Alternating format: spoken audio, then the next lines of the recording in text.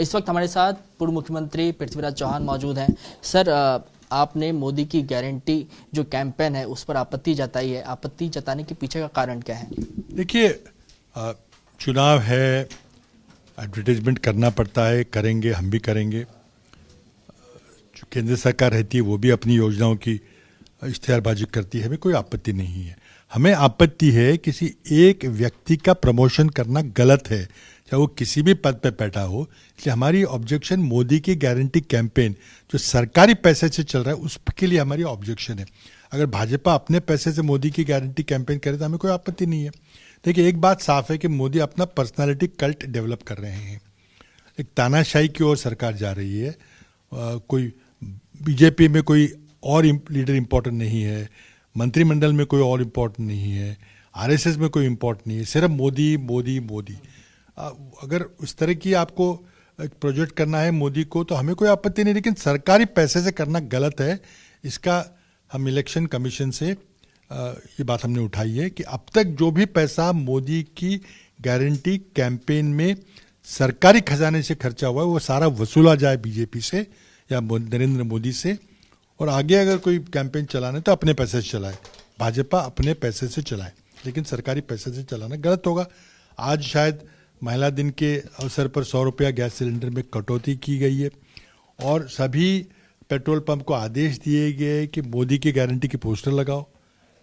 ये सरकारी पैसे से मोदी की गारंटी कैंपेन चलाने में हमारी आपत्ति है। सीट शेयरिंग को लेकर अंतिम सवाल है। सीट शेयरिंग को लेकर पेच फंसा हुआ है, चाहे वो महाविकास अघाड़ी हो, महायुति हो। अगले कुछ ही दिनों में आचार संहिता लागू हो जाएगा।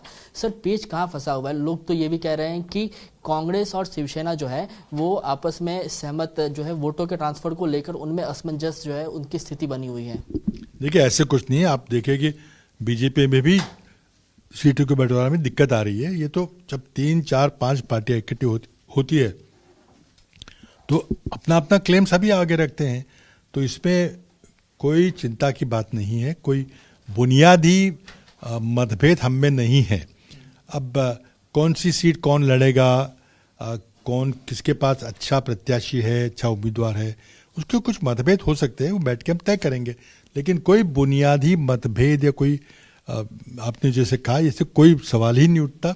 हम बिल्कुल ताकत से अपनी सब पार्टियां इकट्ठी होकर अपने वोटों का बंटवारा नहीं होने देंगे और नरेंद्र मोदी को चुनाव में हराएंगे। भारत जोड़ो न्याय यात्रा जो है वो अब अंत पर है, समापन होना है मुंबई में। महाराष्ट्र में सर क्या रूपरेखा रहेगी? क्या कुछ एक पब्लिक मीटिंग भी लिया जाएगा? देखिए, इसका डिटेल प्रोग्राम आपको जल्दी ही एमपीसीसी की ओर से, एमआरसीसी की ओर से दिया जाएगा।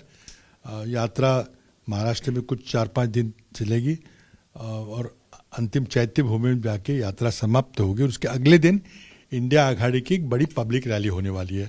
उसके सब डिटेल आपको दिए जाएंगे। धन्यवाद सर बात करने के लिए। तो ये पूर्व मुख्यमंत्री पृथ्वीराज चौहान थे, जिन्होंने मोदी की गारंटी, सीट शेयरिंग और भारत जोड़ो न्याय यात्रा को लेकर इन सभी मुद्दों पर विस्तार से अपनी राय रखी है। कैमरामैन जावेद के साथ कृष्णा ठाकुर, एबीपी न्यूज़, मुंबई।